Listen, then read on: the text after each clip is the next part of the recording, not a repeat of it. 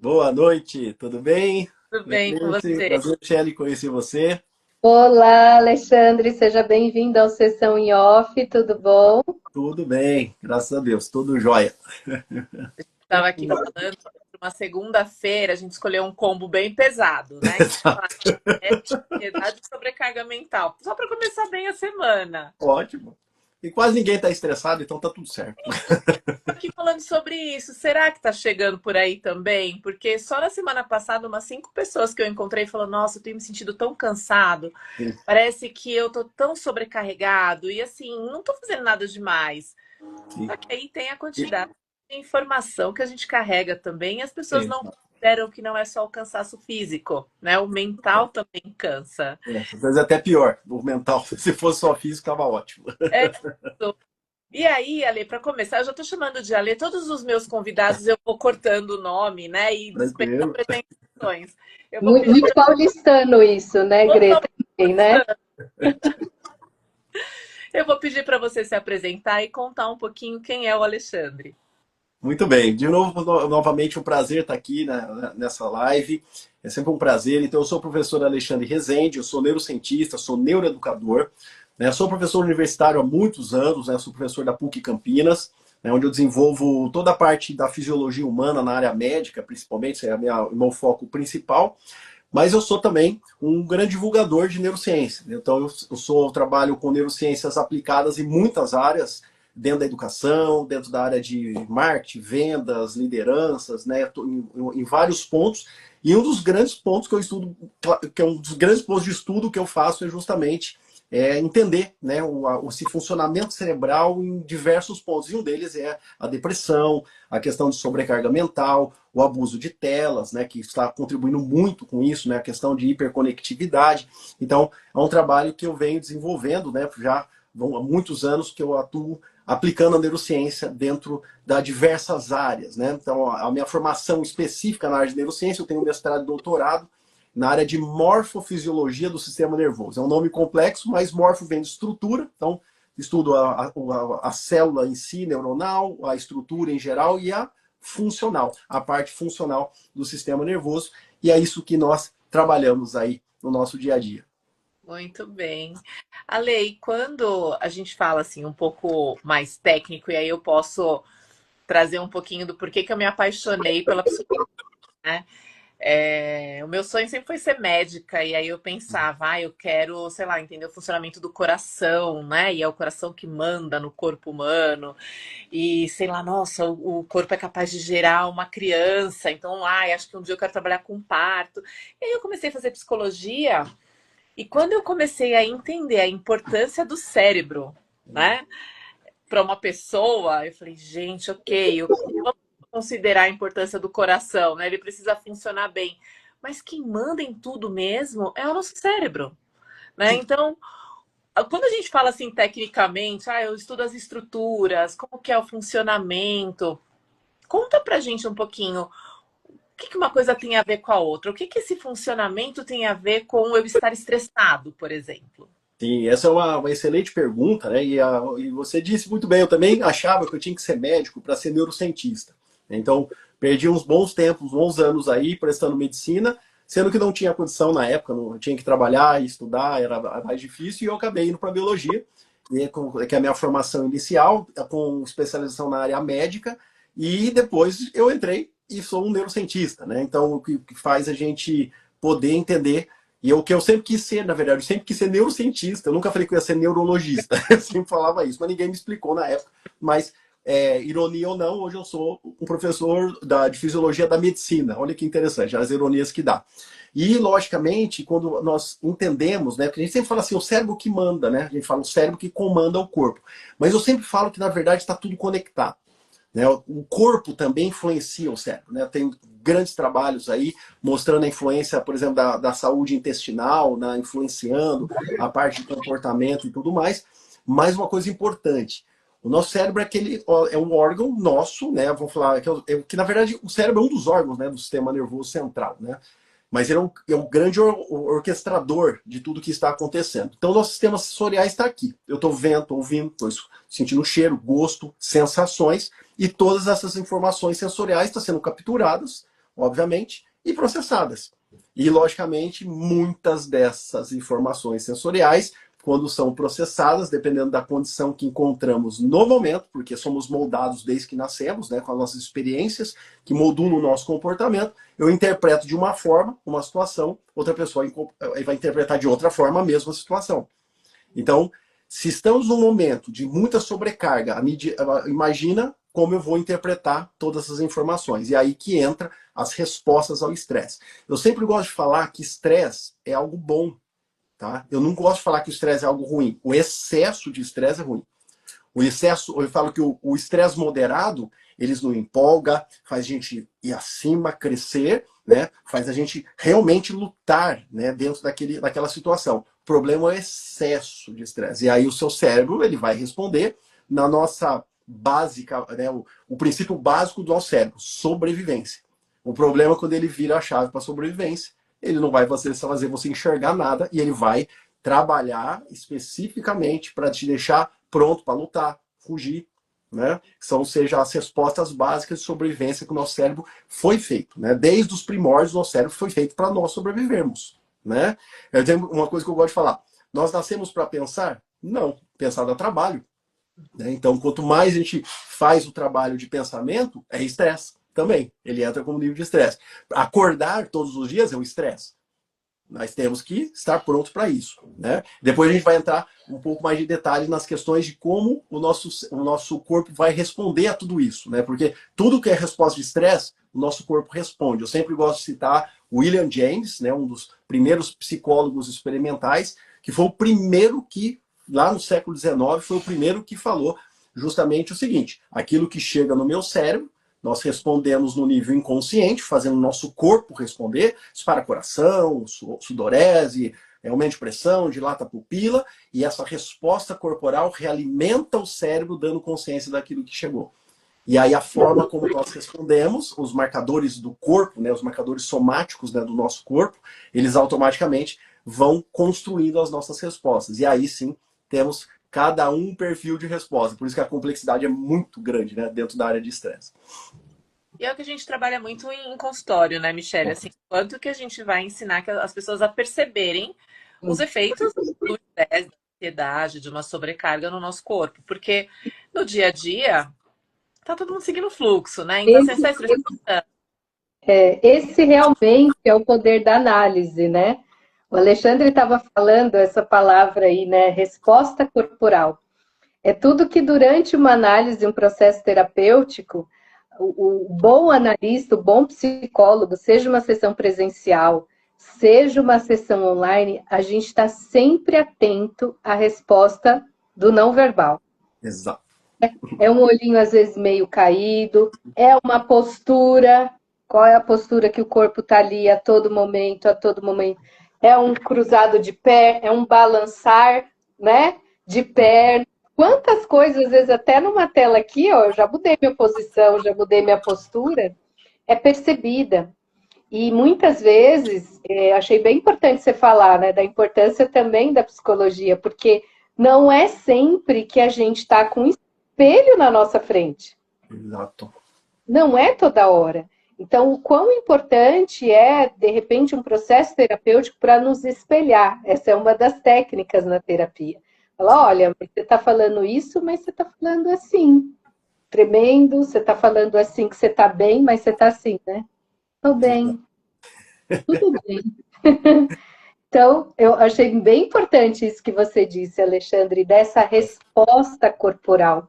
E eu trouxe aqui já uma questão que eu percebo muito também, né, na nossa rotina de atendimentos clínicos, né? Como você falou, você é professor, imagino que chegam para você diversos alunos querendo essa especificidade, esse conhecimento específico neuronal, né? Esse funcionamento ali.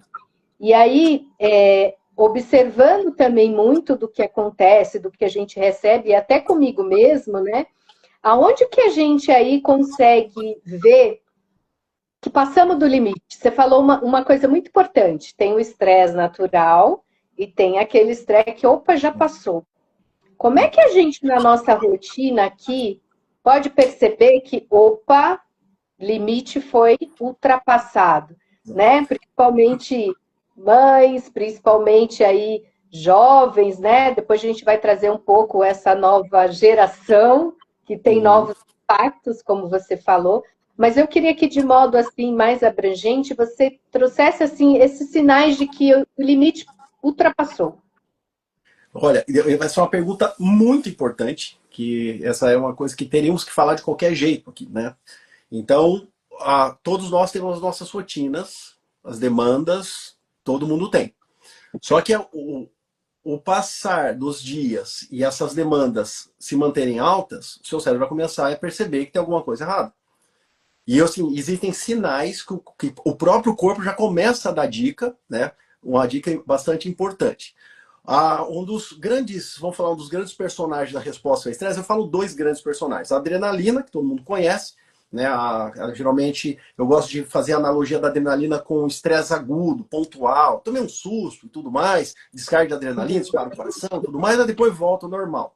Agora, os estresses que são mais crônicos, pesados ou duradouros, vamos falar dessa forma, não é só a adrenalina que está ali. Aí tem o cortisol, que é o hormônio do estresse, é um hormônio que ele é controlado, né, a liberação dele via eixo hipotálamo e hipófise, né, o hipotálamo manda para a hipófise, o hipotálamo, para quem não sabe a localização, está bem no centro do nosso cérebro, ele controla a nossa glândula mãe, que é a hipófise, que libera o hormônio chamado ACTH, o hormônio adrenocorticotrófico, que aí você fala o nome rápido, dá susto, né? Adrenocorticotrófico. Não fala, meu Deus, o que é isso? Calma. Adreno vem de adrenal, glândulas suprarrenais, as glândulas que ficam em cima dos nossos rins.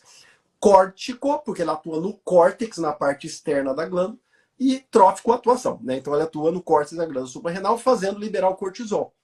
E o cortisol, uma das grandes funções dele, ele é ser anti-inflamatório, assim como a cortisona, que tem muitos medicamentos têm a cortisona. Anti-inflamação. Então ele tem uma atuação de inibição do sistema imunológico. Uma crise forte de um evento estressante, importante, ele enfraquece o nosso sistema imunológico por 6 horas. Pontual, hein? Imagina uma crise pontual. Agora imagina um estresse prolongado crônico. Então ele vai enfraquecer por muito tempo o sistema imunológico. Então, os primeiros sinais. Quando você está em nível de estresse, você está com uma demanda alta, o seu corpo começa a adoecer com facilidade. Fica doente mais fácil, estoura ferida na boca, parece umas manchas no corpo, você não sabe de onde veio.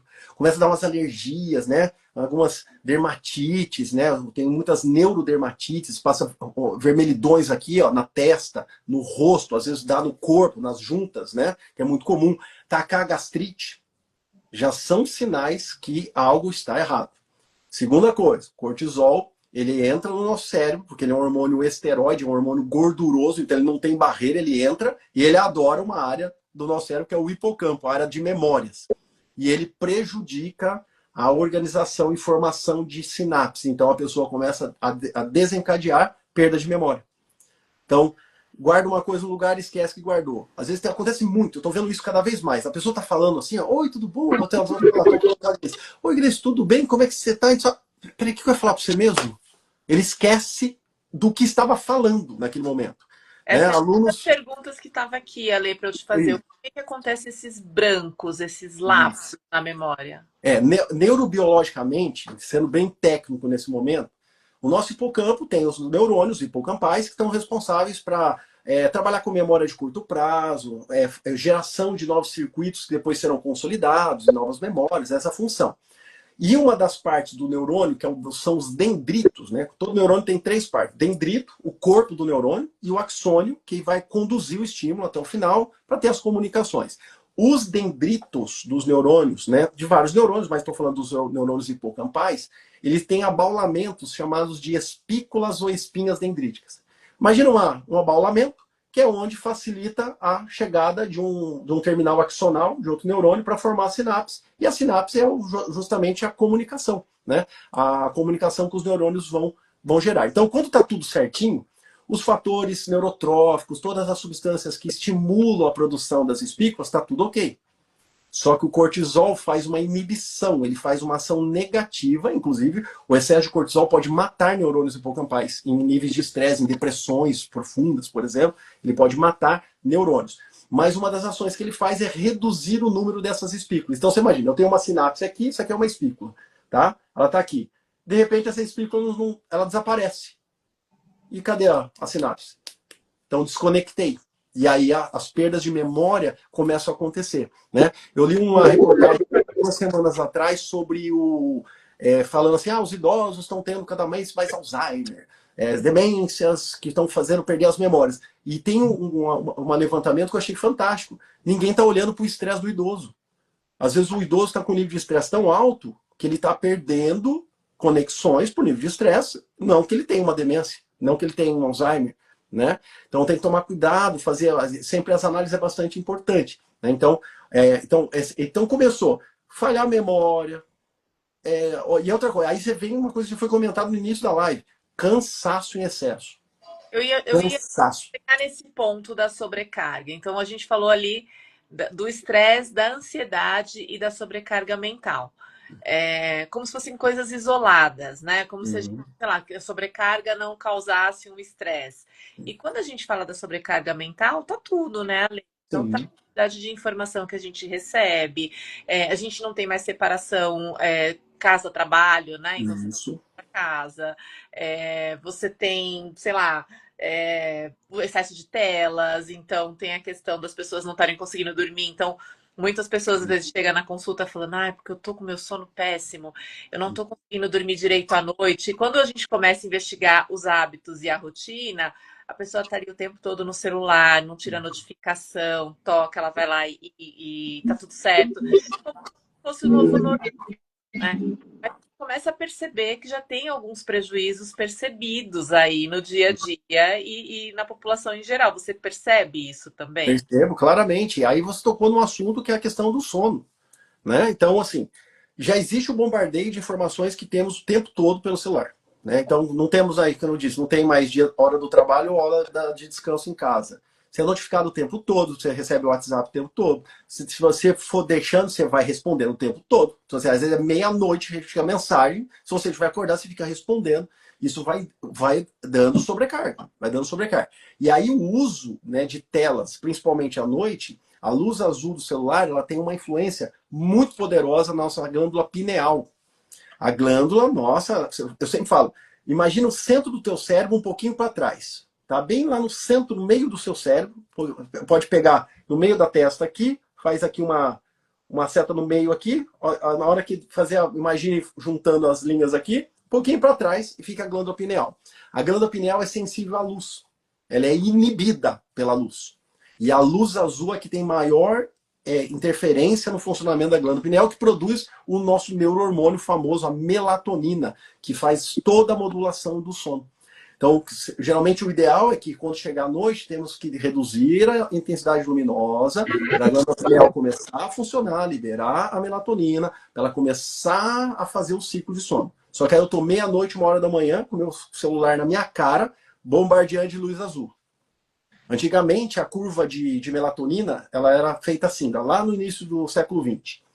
Durante o dia, beleza, tá baixa a melatonina. Quando chega às 6 horas da tarde, vai anoitecendo, ela já vai subindo. Quando chega 2 horas da manhã, o pico, né, dela, ela mantém durante umas 2 horas e meia alta, aí ela cai, e 7 horas da manhã ela tá baixa. E estamos despertos. Só que se você olhar hoje, ninguém está desperto 7 horas da manhã. Então, tô querendo dormir, né? Tá dormindo em pé. Muitas pessoas acreditam que melatonina é só a pílula que você compra na farmácia. Não. O produz, né? E quando você faz isso, a Michelle está aqui também, a Michelle também é mãe, você também é pai.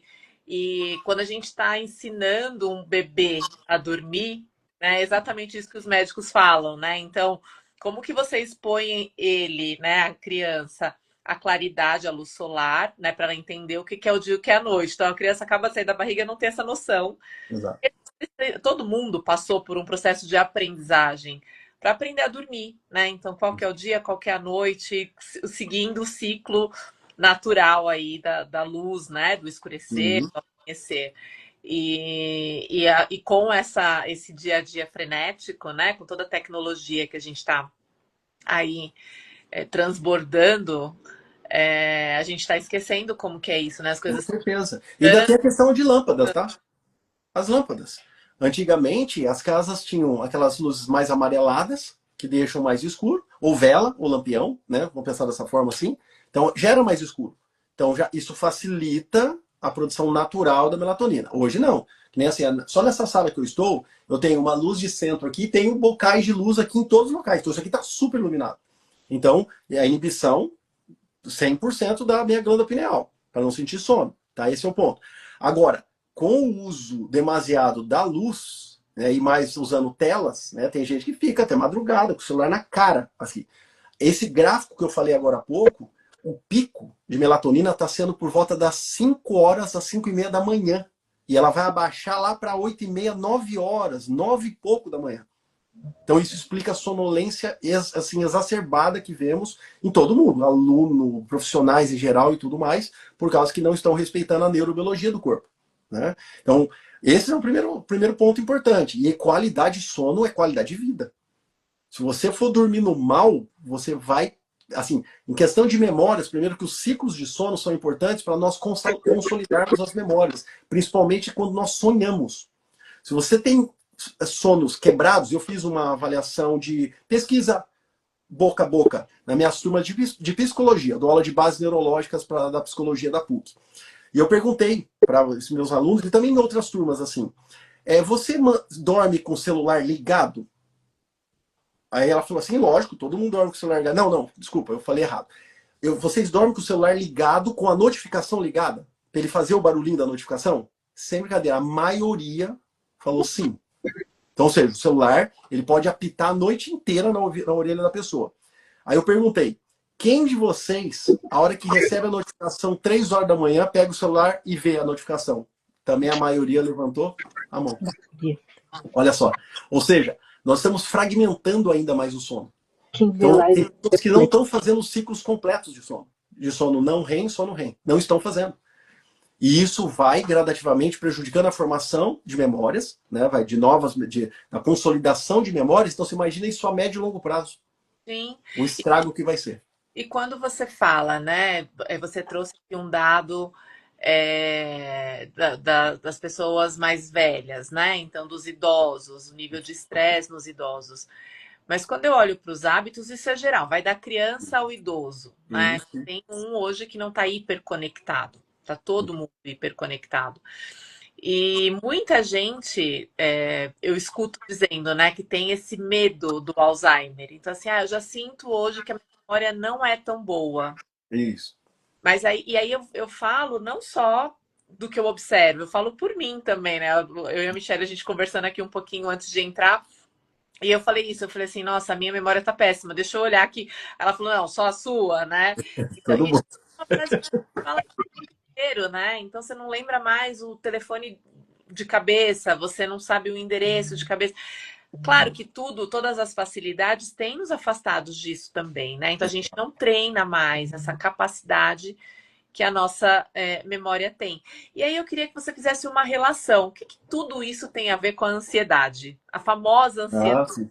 Sim. Aí a ansiedade aí já entra num ponto crucial, né? A ansiedade, eu acho que 99,9% do planeta tem ansiedade. Tá? O Brasil, ele é se não for o número 1, é um dos top do mundo em ansiedade. Só o Brasil. Tá? Depressão, o Brasil acho que não é o primeiro, mas em ansiedade, se eu não estiver enganado, o Brasil é o primeiro do mundo em ansiedade. O bombardeio de informações, a hiperconectividade, vídeos curtos e tudo mais, e obviamente você comentou uma coisa importante, a facilitação. A gente tem, as tecnologias facilitam a nossa cognição. Só que tem um prejuízo gravíssimo com isso. Primeiro, já tem dados já de imagens, né, de neuroimagens, mostrando um atrofiamento do nosso córtex pré-frontal, que é o que vamos falar, a nossa área luxuosa do nosso cérebro, que nos diferencia de tudo, raciocínio, planejamento, tomar decisão, tudo está aqui. e facilitar demais está atrofiando as áreas corticais frontais. Isso é perigosíssimo. E Ale, Ah, só pode reforça um. falar. Eu lembro que quando a gente conversou, você trouxe isso. Eu acho que é importante falar aqui também no ao vivo para todo mundo. Isso está acontecendo só com os adultos? Não, não, para todos, em todos. Só que eu falo que é mais grave nos jovens. Porque se você está atrofiando a área que precisa ser extremamente desenvolvida agora, imagina o prejuízo lá na frente. Né? A expressão da americana, né? Brain rot, que é um cérebro apodrecendo, né? Com uma tradução forçada aqui, né? Eles têm razão.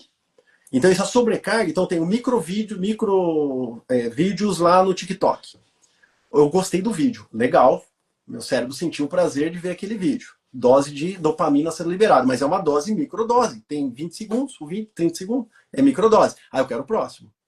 E eu vou dando bombardeios de liberação de dopamina, que está realimentando o meu circuito de recompensa. Legal, ótimo. Só que eu estou me tornando um viciado a partir disso. Como a cocaína faz. A cocaína, ela faz a dopamina ficar muito tempo na fenda sináptica, estimulando os neurônios do núcleo do prazer, né? O núcleo accumbens, né? No nosso cérebro, o núcleo do prazer. E com o passar do uso, né, do tempo de uso, nós vamos meio esgotando a nossa reserva de dopamina. Quando eu quero ter o prazer e não tenho a cocaína, eu falo, não, já usei a cocaína, não vou usar mais, chega, não quero mais.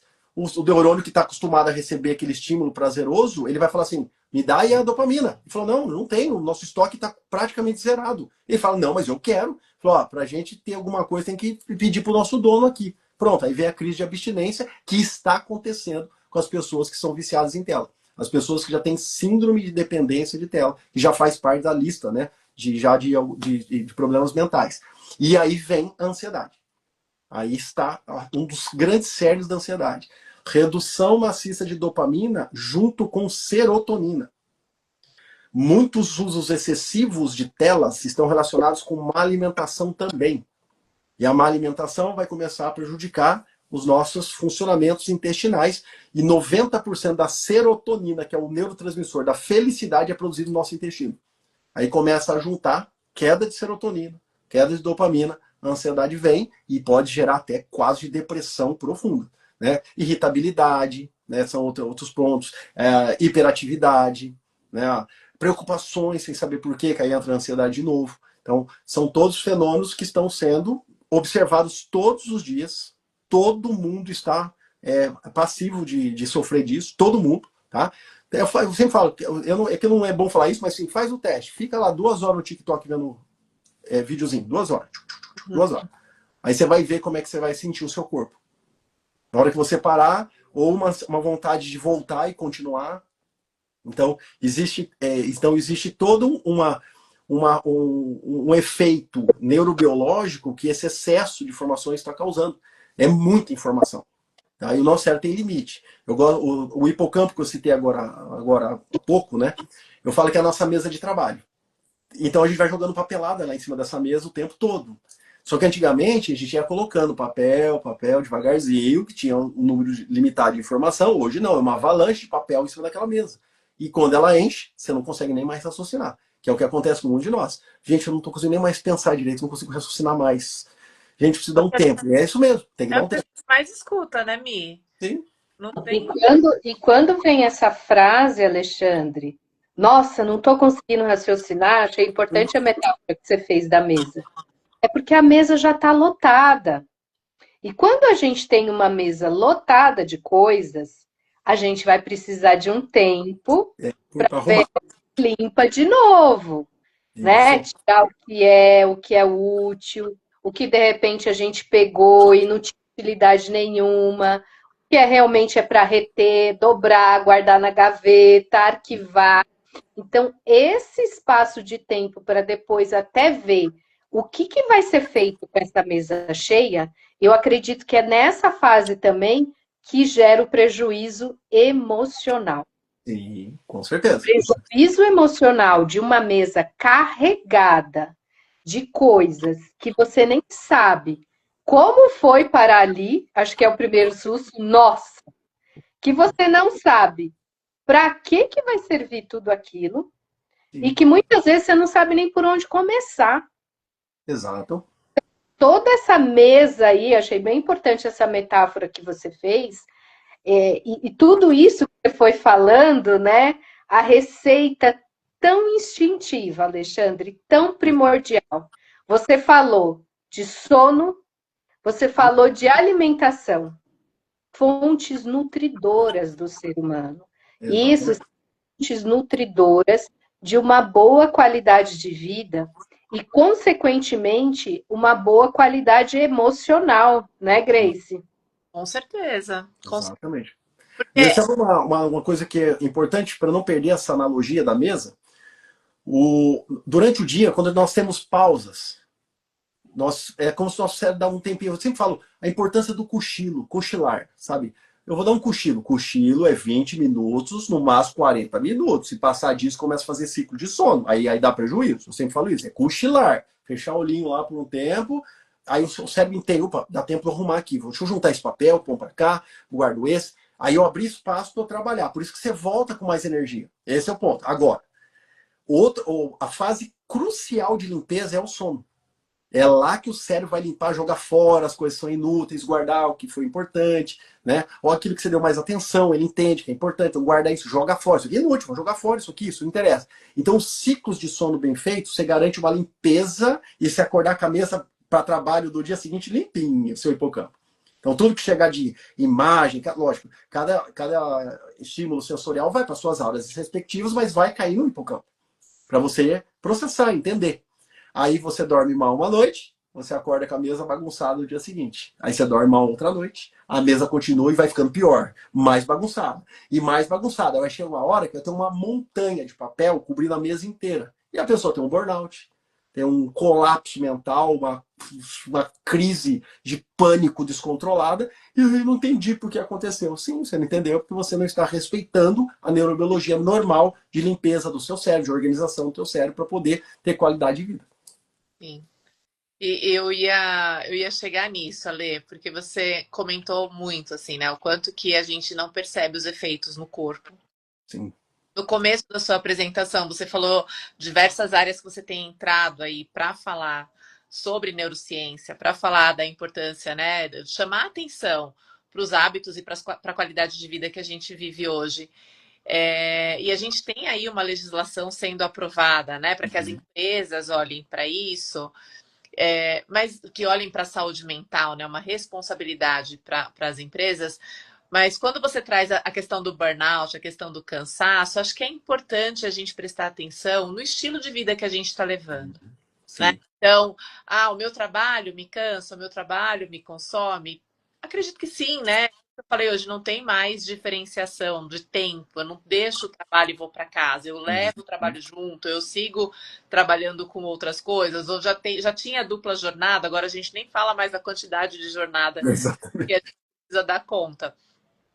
Mas a pergunta que eu faço é também como você está chegando no seu trabalho, né? Porque se você dorme com o celular apitando no seu ouvido a noite inteira, se toca uma notificação, você vai lá, ou se você não consegue dormir porque fica lendo no celular ou rolando o feed, provavelmente você não está dando descanso para sua mente, né? Então, uma hora a conta vai chegar, né? Uma hora Exato. você vai precisar prestar conta de tudo isso. Não, exatamente. A sobrecarga, tem que falar assim, eu adoro ler. Mas aonde? No celular. Não, pega um livro. Livro físico. Ele funciona muito bem para melhorar a qualidade de sono. Isso sim. O livro físico ajuda. Porque é o momento que você deixou as redes, você tem a luminosidade do quarto, você deixa num nível legal, você lê, isso até melhora justamente a qualidade, né, a saúde do seu cérebro, você põe coisas boas ali. A leitura ela é um hábito que tem que ser trabalhado o tempo todo. Né? Que nem eu estou no meu período de férias, né? Como professor, né? Então a gente tem um período de férias. Aí você fala, então você fica descansando o tempo todo? Não, eu fico lendo o tempo todo. Fico lendo o tempo todo. Só que leitura para mim é relaxante. A leitura para mim, eu descanso lendo. Para mim a leitura não é algo que me demanda. Mas se você não chega nesse patamar, se você não tem hábito. E você lê em iPad? Eu leio no Kindle, né? Mas eu adoro livro físico. Dá para perceber, né? Atrás de mim que dá para perceber. Sinto exatamente isso. Assim, eu tenho me obrigado a ler pelo menos umas 2 páginas antes de dormir. E uma das coisas que eu falo que eu preciso tirar é o celular do quarto, né? Então, já fiz alguns exercícios, já deixo na sala e não ponho para carregar. E essa coisa de, eu tenho relógio no celular, é ali que desperta, é ali que eu vejo. Falei, não, eu vou comprar um reloginho pequeno, sabe, para não perder a hora de manhã, mas tentar buscar alternativas, porque também é uma coisa que tem me incomodado. Acho que eu já até falei isso em um outro episódio, né, Mica? Eu falei o quanto que essa coisa de ficar rolando no feed, parece que eu me enjoa, sabe? Não tô aguentando mais. Só que mesmo com essa sensação de não tô aguentando mais, eu continuo ali, né? É prazeroso. Porque você fica, né? Tipo, não fazendo nada. Quando você vê, você tá ali com a dependência dos cliques, né? Só que você não tá olhando nada no celular, mas você tá toda hora tocando. E o nosso cérebro, ele quer a novidade. Ele quer, então, saber uma fofoca, saber alguma coisa que está acontecendo. Tem uma analogia que eu gosto de fazer, eu uso quando eu dou palestras para educadores, eu gosto de dar uma analogia assim. Eu estou em sala de aula, o celular é um grande problema em sala de aula. Um grande problema. Então, eu fiquei até esse ponto de proibição no ensino básico, excelente, mas na universidade não tem como. Como é que você vai proibir um adulto lá de usar o celular? Ele não tem como. E logicamente, como é que eu posso dizer? O celular, né? O celular em si, ele bombardeia a gente o tempo todo. Você pode estar dormindo, por exemplo, com o celular no quarto. Né? Eu já vou dar o exemplo da sala de aula que eu falei. Só de ele acender e apagar, ele já prejudica o seu sono. Aí vamos supor que eu estou dando aula, o meu aluno está com o celular dele virado para ele. Ele vai acender toda hora de notificação. E hoje, cada vez mais. Vai acender o tempo todo.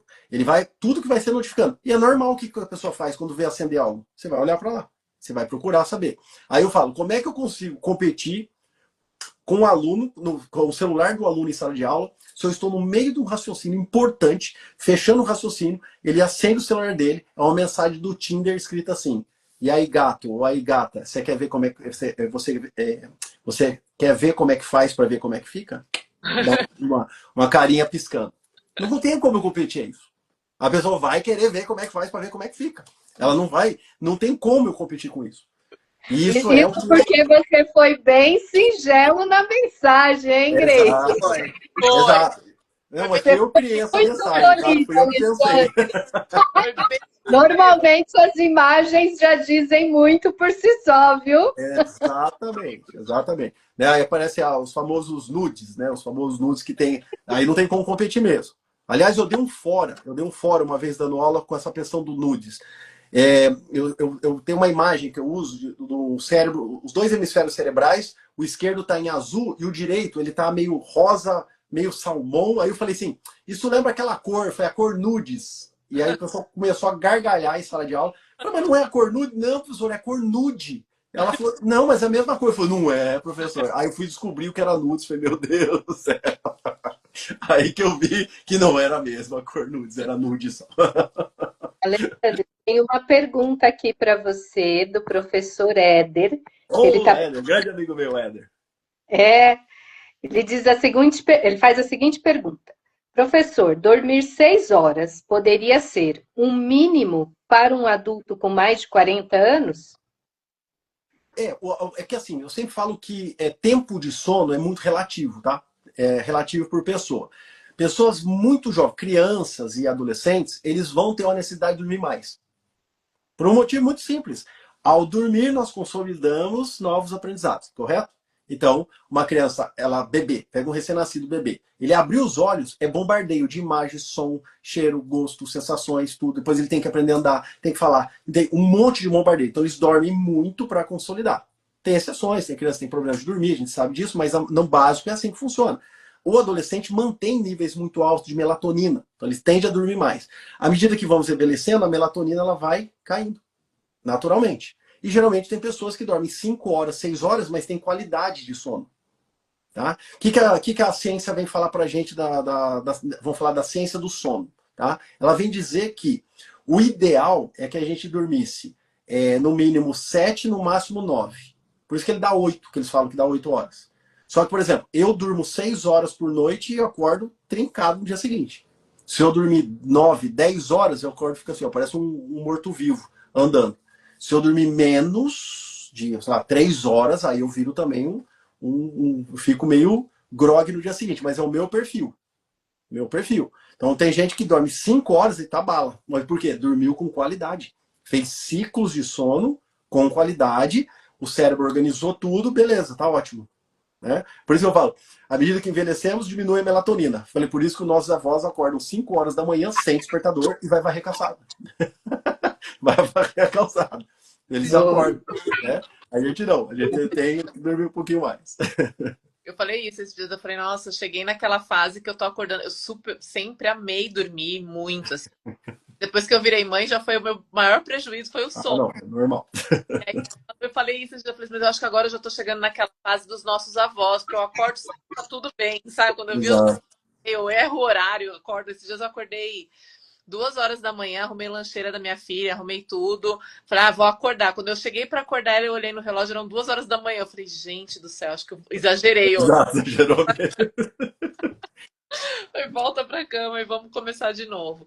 Mas eu queria só fazer mais uma pergunta. A gente está já chegando aqui na metade da metade pro final, passou super rápido o tempo. Legal. Mas você falou a questão da necessidade dos adolescentes dormirem e você falou muito também dos prejuízos que você sente aí em sala de aula. Eu queria que você trouxesse um pouco o recorte, porque a gente tem um público de pais gigantesco aqui no Sessão em Off. A gente fez uma live para falar sobre o filme Adolescência e veio pais muito preocupados, assim, o que a gente faz? Então, qual que é o caminho? O que vocês sugerem, né? E hoje, né, para quem tem filho, a gente sabe que a discussão no grupo de pais é: nossa, meu filho não dorme à noite, só está conectado nos jogos, quando eu vi já virou a madrugada. E quando você fala, né, que a adolescência é o pico mais alto da produção de melatonina, que existe a necessidade do adolescente dormir muitas horas, e que também está sendo aí tirada pela sobrecarga, eu queria que você contasse quais os prejuízos você tem visto hoje no seu dia a dia, que trabalha com esse público aí diariamente.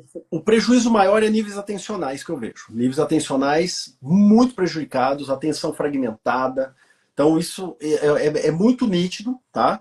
Mas isso tem a ver com a questão da uso de telas. Mas, por exemplo, se eu fosse falar assim, o que a neurociência poderia falar para você em relação ao uso de telas? Crianças até 2 anos, esquece telas. Até 2 anos. Se eu pegar entre 2 a partir de 2, 3 anos até uns 8 anos, a neurociência recomenda de meia hora, no máximo 1 hora, e já é preocupante isso, tá? Mas com monitoramento, tendo gente junto. A partir daí, subir pouca coisa. O Jonathan Haidt, que é o psicólogo lá do livro Geração Ansiosa, ele é categórico. No livro dele ele fala: uso de celulares e telas só a partir dos 16. Ele é bem radical, ele é nesse nível o dele. Influenciado por você. Comprei na segunda-feira. Isso, e você tá lendo, né? Tô. Ele é incrível, ele é incrível. Esse livro todos os pais e todos deveriam ler esse livro Geração Ansiosa, pela importância da qualidade de dados que ele traz, tá? Então isso é um ponto bastante importante. Então, o controle do uso. Que assim, hoje, infelizmente, pela demanda, né, os pais cansam. Muito trabalho, a mulher principalmente tem que, às vezes, trabalhar, tem que cuidar de casa, cuidar da criança e tudo mais. É pior ainda. Então essa sobrecarga, ela chega uma hora que a gente fala, a conta vai chegando.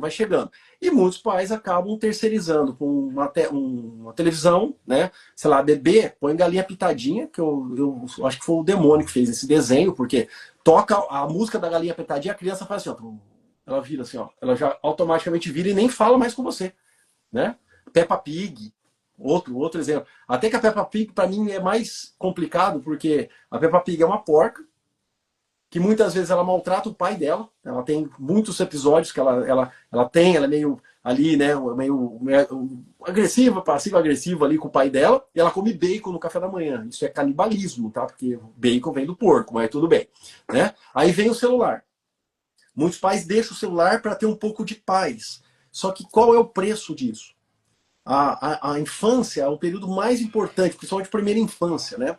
Até os 5 anos de idade, a criança precisa brincar, correr, interagir, movimento, né? Então, ela tem que ter uma série de estímulos motores que vão contribuir muito para a cognição, para o desenvolvimento emocional, resiliência da criança, entender regras das brincadeiras e tudo mais. Então, hoje temos um perigo da infância baseada no brincar ser substituída pela infância baseada no celular.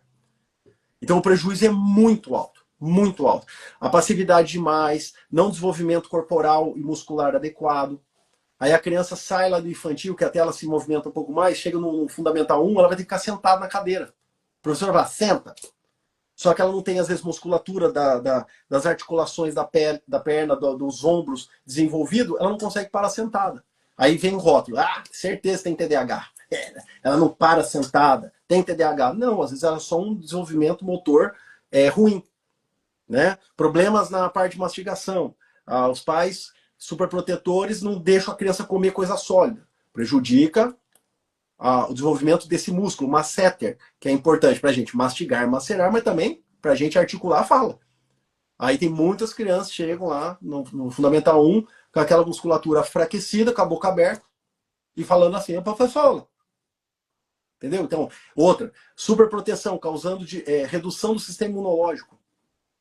Então as crianças ficam muito doentes facilmente e tudo mais. Então é um prejuízo gigantesco. Então o controle, respeitar a infância, brincar, correr, né? Aqui eu estou com o meu grande amigo, o professor Éder, a gente fez uma live há semanas atrás, falando justamente da neurociência e cuidar dos filhos, né? Ele tem um trabalho com o filho dele maravilhoso. Ele brinca, ele está aprendendo a andar de bicicleta, ele tem muita coisa que você vê que ele faz o filho agir, trabalhar, brincar, né? Fazer o trabalho corporal para desenvolvimento. Então esse é um ponto bastante importante, porque a gente vai uma infância com mais qualidade é quase que uma garantia de uma vida adulta mais saudável, com uma saúde mental mais saudável. Né? Então temos que montar os nossos filhos para que eles cresçam de uma forma que eles tenham a resiliência, que eles tenham saber que tem hora que ele vai ganhar, mas tem hora que vai perder. Vai ser ruim na hora que perde, mas é bom que se aprende, e assim sucessivamente. Né? Eu vejo muitos alunos meus, quando eu falo não, eles já estouram. Isso é faculdade. Porque eles estão acostumados a sempre ouvir? Sim. Sempre ouvir? Sim. Muitos alunos, às vezes, entram na faculdade, eles eram os alunos nota 10 da escola, só que aí eles entram e tem uma sala inteira de aluno nota 10, junto com ele. Aí ele não é mais 10. Ele não consegue competir com aquela privilégio. Então ele não consegue lidar com isso. Muitos começam a ter, às vezes vem relatar, professor, eu não sei, não estou sabendo lidar, estou tendo muita ansiedade, professor, não sei, eu acho que eu vou desistir do curso, eu acho que eu não vou conseguir. Não, calma. Olha, eu fiquei de DP naquela matéria, vou trancar o curso. Eu falei, por quê? Só porque você ficou de DP numa matéria, você vai trancar o curso? Porque provavelmente eu não vou dar conta. Então, ou seja, isso é reflexo de lá de trás. Lá de trás. A infância, vocês sabem melhor do que eu, a infância é um dos grandes períodos que marcam a vida adulta, né? O que aconteceu lá reflete aqui, né? A gente paga o preço aqui, né? Não, com certeza. E o que você fala, né? Chegou na faculdade e não consegue ouvir um não, ou quer desistir porque pegou uma DP, né? Então a gente já observa isso, né? Um pouco antes. Então, vou pro futebol e aí chego lá, o meu time não ganha, ou eu descobri que eu não sou um bom goleiro, então não quero mais o futebol, né? E fica essa questão de toda hora a gente precisar tá correndo ali, se reinventando, e aí, enquanto pais, né, dessa geração eu não quero que meu filho tenha a vida que eu tive, né? A gente falou muito aqui na live também, que é um dos grandes erros dos pais da geração atual, porque a gente quer moldar, a gente quer podar, né, de tudo que é ruim, né, a nosso ver, e que a gente tira aí boa parte da resiliência das crianças, né, delas aprenderem a agir, a pensar, e que eu acho que aqui a gente fecha, e aí até se a Mi quiser complementar também, eu acho que a gente fecha com muitos ensinamentos hoje da cerebral, né? Então, a gente abriu falando disso, mas eu acho que a gente fecha aqui chamando a atenção para o que para a forma como a gente está existindo, para a forma como a gente está se relacionando, mas entendendo que tudo, né? Tudo que está aqui, todas as propostas, o sono, a alimentação, o fato de você precisar se hidratar, voltar um pouquinho no princípio básico, né? Na primeira linha ali de sobrevivência, quando a gente olha para a pirâmide da sobrevivência, que é as minhas necessidades básicas, que eu não tenho que ultrapassá-las, eu tenho que supri-las, né? E supri-las da melhor forma. Como eu disse, não é comprando remédio para dormir. Então, não é que eu tomar um remédio para dormir 12 horas e aí eu tô dormindo bem. Não, né? Talvez se eu mudar algumas coisas antes para ter um sono de melhor qualidade, talvez se eu desacelerar um pouco, talvez se eu der tempo para o ócio, né? O Luiz comentou aqui, ele falou, nossa, quando eu fico muito no celular, eu acabo não conseguindo ter muita criatividade, acabo não conseguindo dormir bem. É isso, né? Acho que acontece com todo mundo. É que o ócio ele é importante, o momento de separar. O problema é que a gente fica em ócio, por exemplo, não estou fazendo nada, sem celular, mas eu estou em ócio. A gente fica assim, eu devia estar fazendo alguma coisa. A cobrança. Não pode. Momento de descansar é momento de descansar. Momento de trabalhar é momento de trabalhar. Né? Momento de se preocupar é momento de se preocupar. Tem momento que não é para se preocupar. Só que é difícil separar. Né? Então, acho que o autoconhecimento e a autoconsciência gradativamente vai moldando, vai fazendo com que você consiga ter um saber lidar melhor, né? Então isso eu acho que é um grande ponto, né? Temáticas como estresse, ansiedade, saúde mental, burnout, tudo isso são temáticas que estão atuais, mas a gente tem que saber que se autoconhecendo eu posso trabalhar a forma como eu penso, como é que eu estou dando os meus gatilhos, né, mentais, né? Porque a base é essa, né? Chega a informação, tem um pensamento, gera emoção que gera comportamento. É sempre assim, o tempo todo. Então, conhecer isso é importante.